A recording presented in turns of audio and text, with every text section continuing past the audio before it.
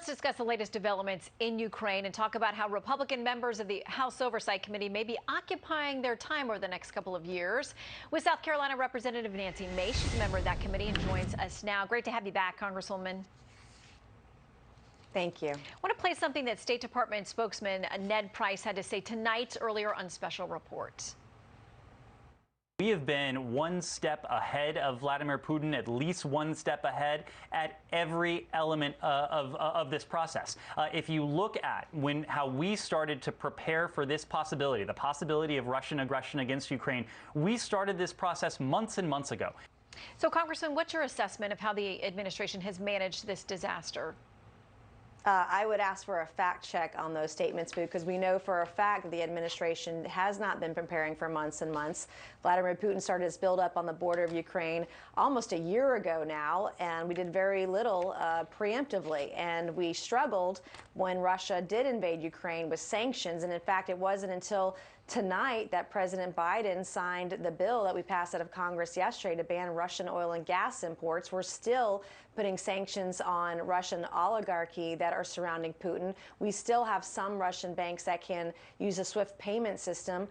We are still not doing as much as we could be sanction-wise. We've done a good job right now today, but there's so much more we could be doing to help halt the continued invasion of Ukraine by Vladimir Putin. I want to play a little bit of back and forth. These are two different sound bites today from Defense Secretary, actually yesterday, Lloyd Austin and President Zelensky. We are flowing resources into Ukraine faster than most people would have ever believed conceivable. We still have to ask for the assistance and the armament, and what we hear in response that we still have to wait for the fighter jets to come, for the anti-missile, anti-ship equipment to be delivered. They are telling us that we need to wait. So I know that the different sides don't always agree on exactly what equipment we can or can't send the U.S. to Ukraine. But what do you make of the assessment there? For what we have agreed on and what we have agreed to send, are our channels working as best they can to get in there as quickly as they can? As far as I can tell by the reports that I've read that are publicly available, that is working, both from a humanitarian perspective and providing lethal aid to Ukraine. And we're seeing the fruit of that labor on the ground. We're seeing Putin redirect his resources to the Donetsk and Donbass region now and letting go some of the other cities like Kyiv that Ukraine has taken back over. And because of that development, because we are working steadily and fast with our military to get some of that lethal aid and our allies overseas to Ukraine, it is working. And we're seeing that today, finally.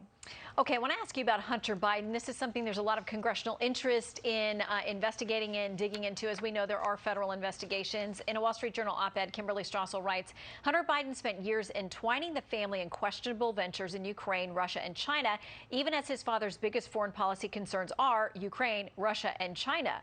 This history raises legitimate questions about counterintelligence and extortion, even as it puts a spotlight on how honest President Biden has been in claiming no knowledge of his son's doings. Quickly, what questions do you have regarding Hunter Biden?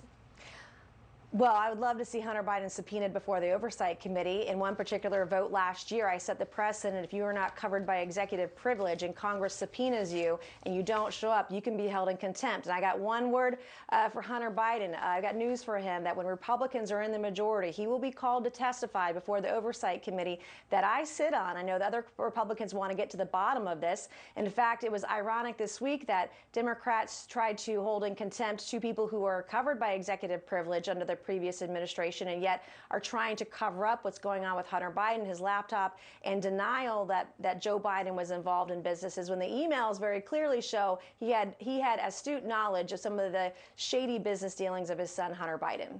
Well, he continues to say that, well, his defenders say he didn't, and he's told our Peter Doocy in the past that he did not know about his son's businesses or discuss them. So we'll see how that election goes in the fall and where you go from there. Congresswoman, have a great weekend. Thanks for joining us. Thank you so much, Shannon.